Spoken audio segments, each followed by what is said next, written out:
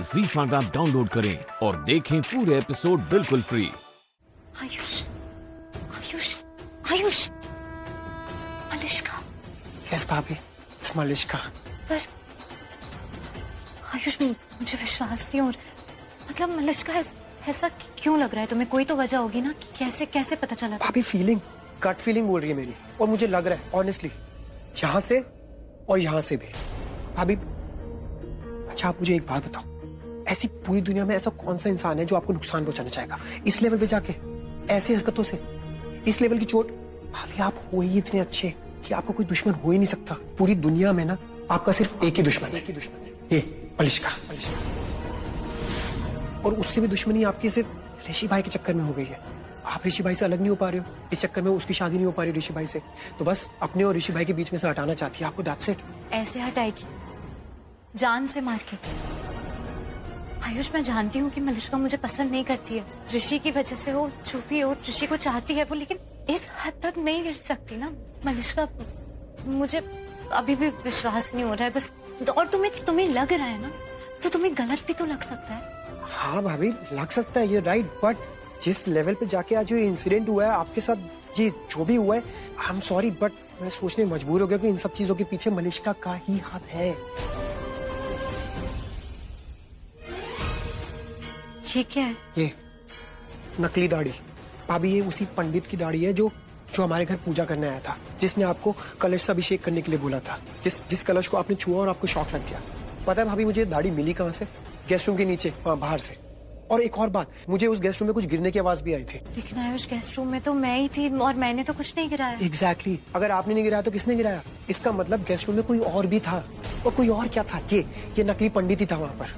मैंने उसको हॉल में से इस साइड आते हुए भी देखा था, पर उस टाइम मुझे शक नहीं हुआ, मुझे लगा ठीक है। पर ये दाढ़ी मिली मुझे, और इस दाढ़ी ने सारी पोल खोल दी। वो कहते हैं ना भाभी, चोर की दाढ़ी में तिनका, पर इस दाढ़ी में तो पूरा का पूरा चोर ही अटक गया। अगर वो पंडित कल्प्रिट है ना भाभी, तो आई विल मेक श्योर कि वो पूरी जिंदगी जेल में गुजारेगा।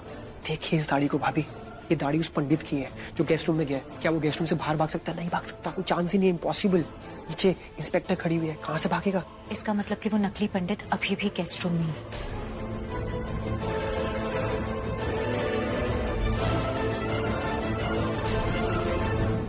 भाभी वो गेस्ट रूम में देखते हैं। अच्छा, जितना बेवकूफ दिखता है ना ये आयुष, उतना है नहीं। इडियट, सब सही समझ लिया इसने। गॉड, अभी दोनों गेस्ट रूम में जाए उससे पहले बलविंदर भाग जाए बस वहां से। हमें जितने भी दुख दिए, हमने कभी उनकी परछाई इन स्मृतियों पर नहीं पड़ने दी। वैसे तो अपने दुखों की काली परछाई हमने ना अपने आप पर पड़ने दी, ना कभी अपने फर्ज पर पड़ने दी। याद है हमें, बाबा साहेब की मृत्यु के बाद सब नाराज थे हमसे। आपने भी तो कितना दोष दिया हमें। सब भूल गए थे कि दिल्ली की इतनी बड़ी जीत में हमारी भी भूमिका थी। लेकिन हमारी भूमिकाओं को भूलने की तो आपकी आदत है ना? आपको याद है पेशवाई की दावेदारियों की जब लड़ाई चल रही थी, तब आधी रात में आपको उठा कर ले गए थे वो लोग।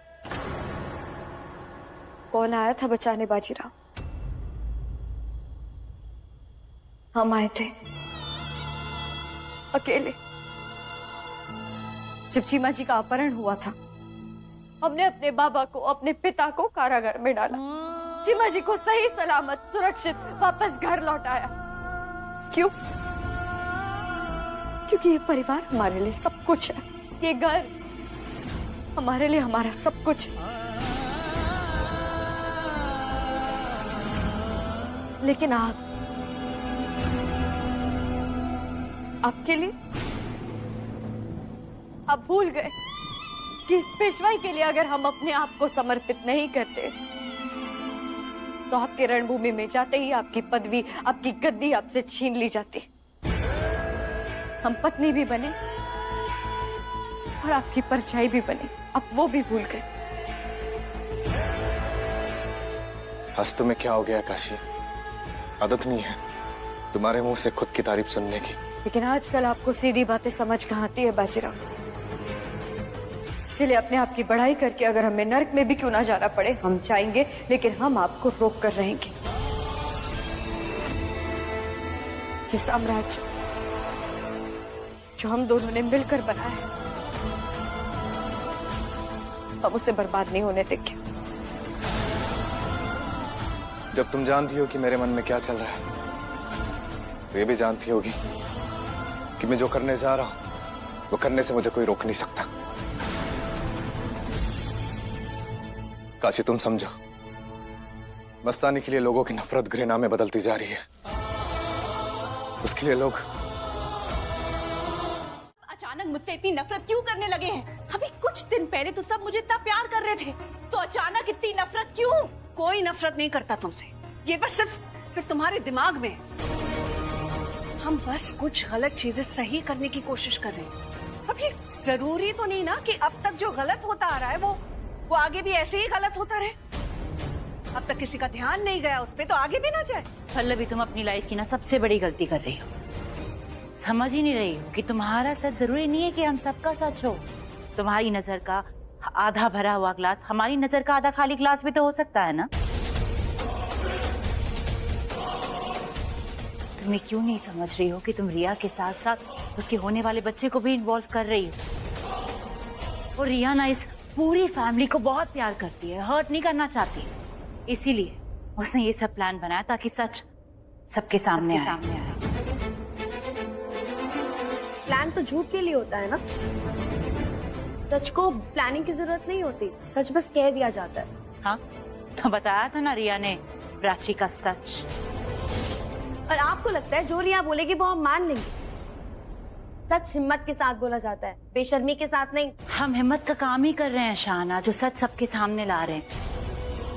तो तुम ना अपना मुंह बंद करो और देखो कि सच कैसे तुम्हारे मुंह पे ना सच बनकर पड़ता है।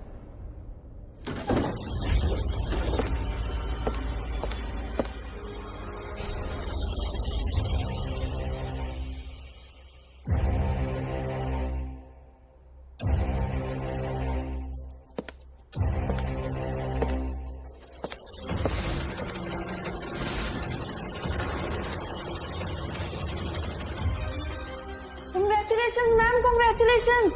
When you are pregnant. आओ प्रिया, हम तुम्हारा ही इंतजार कर रहे थे, बट सबको सच बताने से पहले अच्छा होगा कि तुम अपना इंट्रोडक्शन सबको दे दो। हेलो, माय नेम इज प्रिया। मैं बेंगलोर के एक लिंक्डइन होटल में काम करती हूँ।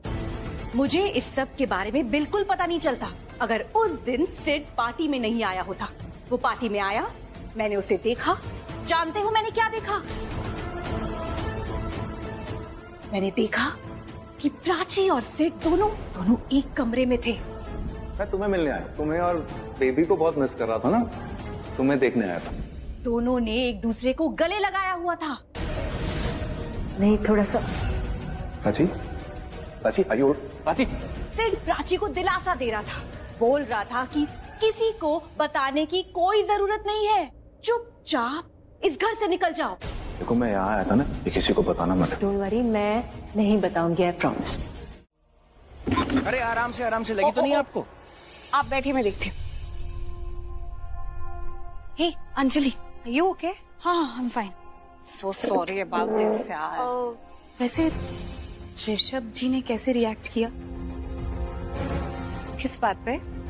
अर्जुन वाली बात पे। नशे में अर्जुन ने जो तुमसे कहा कि वो तुमसे शादी करना चाहता है, जो उसने तुम्हें प्रपोज किया, उस बारे में। वैसे एक बात कहूँ, तुम अर्जुन सूर्यवंशी के लिए काम क्यों करते हो? आई नो मैं तुमसे ये पहले भी पूछ चुकी हूँ, लेकिन I am really shocked and amazed. मतलब तुम्हें देखती हूँ तो तुम अपना काम इतनी रिस्पॉन्सिबिलिटी, इतनी लॉयल्टी के साथ करती हो, लेकिन उसे देखती हूँ तो मतलब तुम्हें इतना सहने की जरूरत क्या है? मतलब मैं कुछ समझी नहीं। मतलब कि तुमने कहा ना कि पिछली 3 पार्टीज में पीने के बाद उसने तुम्हें प्रपोज किया, तो तुम्हें ये सब सहने की जरूरत क्या है? मतलब तुम अर्जुन सूर्यवंशी के लिए सिर्फ काम करती हो, कोई फैमिली मेंबर या उसकी कोई बहन नहीं हो ना कि उसकी बदतमीजियां बर्दाश्त करो। देखो प्रीता, मैं अच्छी तरीके से जानती हूँ कि तुम अर्जुन को पसंद नहीं करती, और मैं जो भी हूँ मैं अर्जुन को अच्छी तरीके से हैंडल कर सकती हूँ, और उसके लिए किसी से तो क्या, मैं पूरी दुनिया से लड़ सकती हूँ। ओके, तो इसका मतलब तुम्हें अर्जुन सूर्यवंशी पसंद है। अब अगर तुम्हें अच्छा लगता है तो और बात है, पर वैसे बता रही हूँ कि उससे कहीं ज्यादा अच्छे बॉसेस भी हैं दुनिया में, और उससे कहीं ज्यादा अच्छे इंसान भी हैं, जैसे कि ऋषभ जी। अच्छा एक बात बताओ, ऋषभ जी में तुम्हें ऐसा क्या दिखता है जो मुझे नहीं दिखता? अच्छाई? तुम्हें ऋषभ जी में अच्छाई नहीं दिखती? वो तो किसी को भी दिखेगी। मैं उन्हें अभी से नहीं, वर्षों से जानती हूँ, और मैंने हमेशा नोटिस किया है कि वो अपनी फिक्र कम करते हैं, पर अपने परिवार की, अपने आसपास के लोगों की फिक्र ज्यादा करते हैं। अपनी भलाई से पहले उन सब की भलाई के बारे में सोचते हैं। जब मैं उन्हें पहली बार मिली थी ना, तभी मुझे पता चल गया था कि इस इंसान का दिल बहुत बड़ा है, बहुत अच्छे इंसान है वो। इसका मतलब तुमने जब ऋषभ को पहली बार देखा होगा तब तुम्हें उससे प्यार हो गया, मतलब love at first sight, right?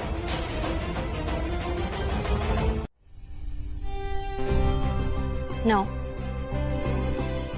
Respect at first sight. जब मैंने उन्हें पहली बार देखा तभी से मेरे दिल में उनके लिए बहुत रिस्पेक्ट आ गई। एक बात बताओ, प्यार करने वाले इंसान को एक बार के लिए तुम भूल जाते हो, लेकिन जिसने तुम्हारी इज्जत की हो,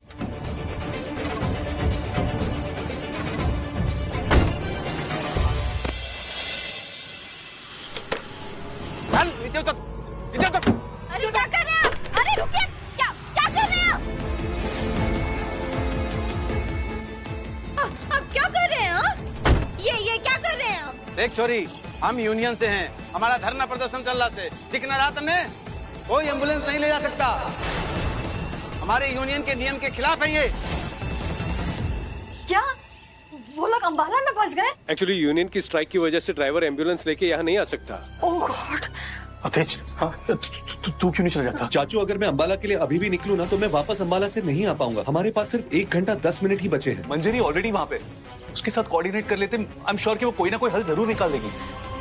आज अगर मेरी मेद बहू होती तो वो कुछ भी करके इस मुश्किल का हल जरूर निकाल लेती।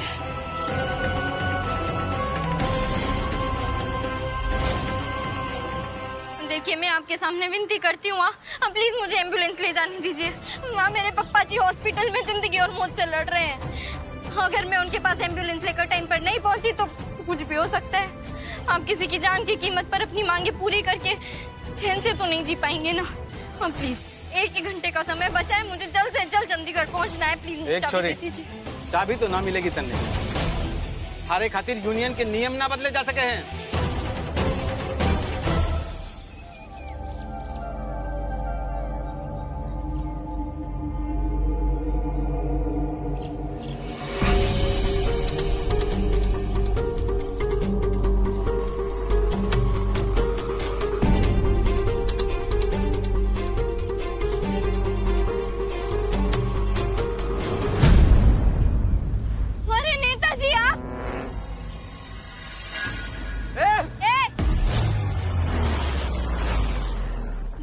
चिल्लाने से कुछ ना होगा।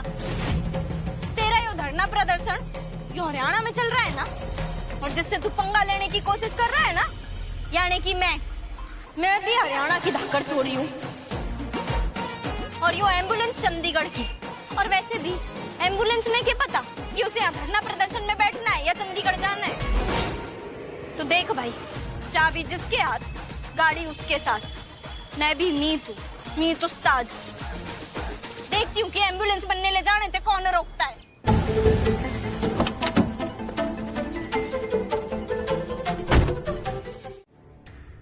किसी भी तरीके से वो चाबी हासिल करनी होगी, और हाँ, फोन में से वो वीडियोस भी आज ही डिलीट करने होंगे।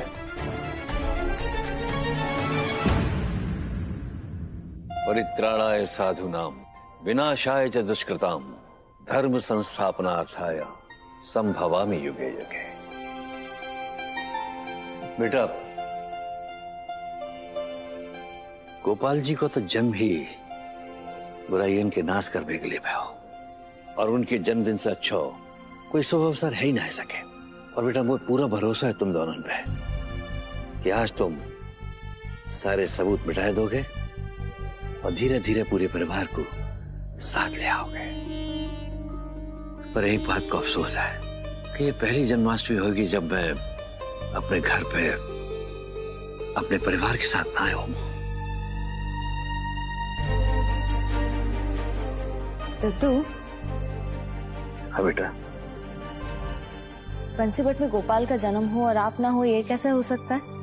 गोपाल का जन्म तो आपके हाथों होगा। आप एक काम कीजिए, आप अपना सामान बांधिए और जाइए दद्दू के पोते के साथ।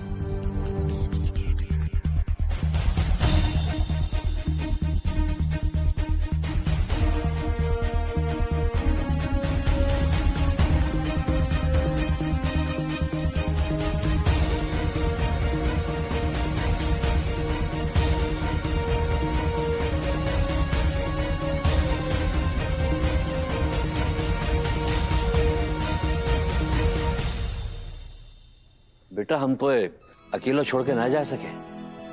दद्दू, दद्दू मिठाई अकेली कहाँ है? दद्दू के बड़े पोते है ना मिठाई के साथ में। और कल मिठाई जरूर आएगी और आपको बंसीपट के तख्त पे भी बिठाएगी। यस दादू, आप परिवार को एक साथ देखना चाहते हैं ना, तो आपके बिना परिवार में गोपाल जी का जन्म कैसे हो सकता है? दद्दू के बड़े पोते आप रहेंगे ना मिठाई के साथ? हाँ मिठाई। मिठाई ने माँ को भी समझा दिया है कि अपेक्षा दीदी को कहीं भागने नहीं देंगी वो। और दद्दू, दादी मिठाई कल आएगी, पर एक फेरी वाले की तरह नहीं, एक अलग अंदाज में।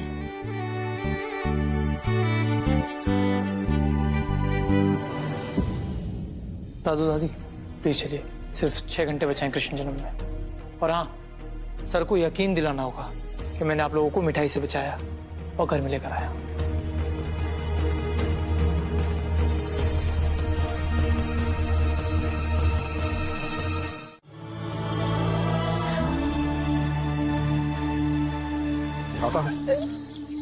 पकड़ो अपने आप को। क्या कर रही हो तुम? अगर गुनगुन को पता चल गया ना कि हम डर रहे हैं तो वो भी डर जाएगी।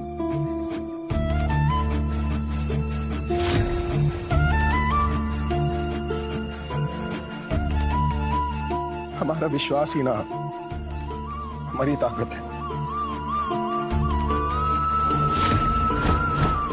अभी तो तुम सबको बोल रही थी ना कि विश्वास रखो, सब ठीक हो जाएगा। अब खुद हिम्मत हारी हो तुम। अपना विश्वास बनाए रखना। तुम्हें बात करनी है ना गुनगुन से, अपनी बातों से ना हिम्मत पहुंचानी है तुम्हें उसे। गुनगुन को तुम्हारी जरूरत है राधा।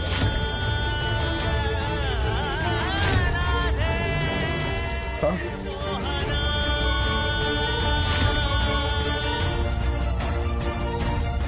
बच्ची से बात कीजिए।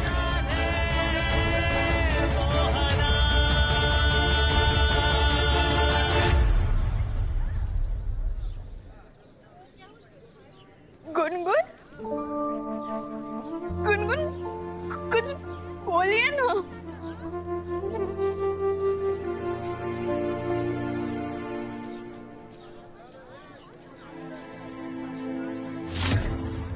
कुछ तो बोल। मैम, अगर आप डर के बात करेंगी तो बच्ची और डरेगी।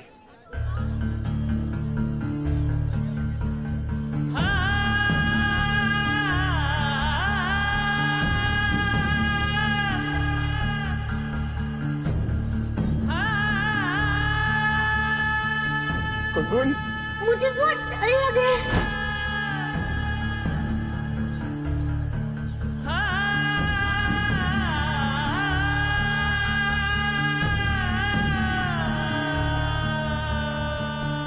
गुनगुन डरो मत ना, हम है ना, हम बाहर निकालेंगे तुम्हें, बस थोड़ी देर और। गुनगुन तुम स्ट्रॉन्ग गर्ल हो ना, सबसे स्ट्रॉन्गेस्ट। निकालेंगे ना हम बाहर तुम्हें।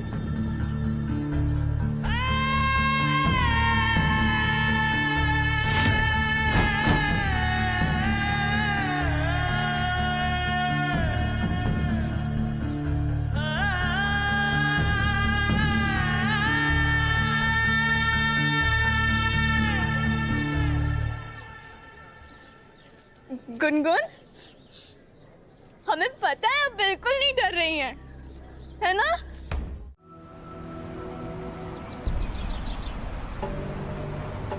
देव, वैसे हमें ना ये खामोशी की भाषा ज्यादा समझ नहीं आती है। हम एक घर में रहते जरूर हैं देव, लेकिन हमारे पास बात करने के लिए कुछ है ही नहीं। मन तो बहुत करता है, लेकिन आपसे पूछ नहीं पाते कि आप कैसे हैं, क्योंकि इस वक्त हम जानते हैं कि आप किन हालातों से गुजर रहे हैं। आपकी तकलीफ, आपका दर्द सब समझ में आता है हमें देव, इसलिए बार बार वो सब पूछकर आपके जख्मों को खरीदना नहीं चाहते हम।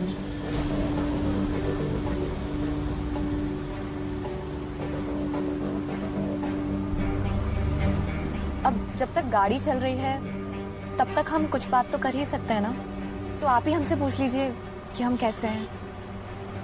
कैसी हैं? I'm okay। लेकिन लग तो नहीं रही। क्या हुआ है, बताइए। देव, जिस घर में हम रह रहे हैं उस घर में कुछ भी ठीक नहीं है। हम भले ही आपका परिवार ना हो, लेकिन आपके परिवार का हिस्सा तो जरूर है, और हम अपने परिवार को मुश्किल में तो नहीं देख सकते, और आपको तो तकलीफ में बिल्कुल भी नहीं देख सकते हैं देव। देखिए, हम जानते हैं कि अतीत में हमारी गलतियों की वजह से हम दोनों के बीच में अब कुछ नॉर्मल नहीं हो सकता है, लेकिन कम से कम हम एक कोशिश तो कर सकते हैं दोबारा से दोस्ती करने की। देव, आपको जब भी अपना मन हल्का करना हो, कोई भी बात करनी हो, आप बेझिझक हमारे पास आ जाइएगा। आई प्रॉमिस, हम एक दोस्त के नाते आपके साथ हमेशा खड़े रहेंगे देव। अब तो फिर आप आज रात को क्या कर रहे हैं? अब डिनर पे चलें?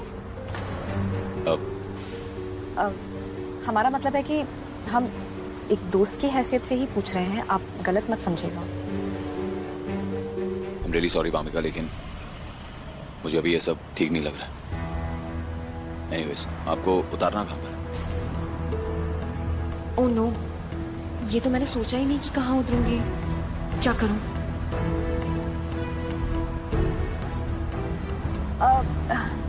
यहीं पे, यहीं पास में। यहाँ आर यू श्योर? हाँ, फ्रेंड का घर है।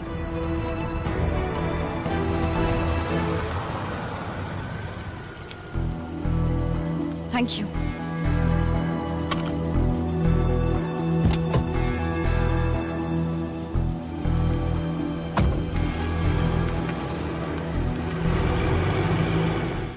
ZEE5 ऐप डाउनलोड करें और देखें सारे एपिसोड्स बिल्कुल फ्री।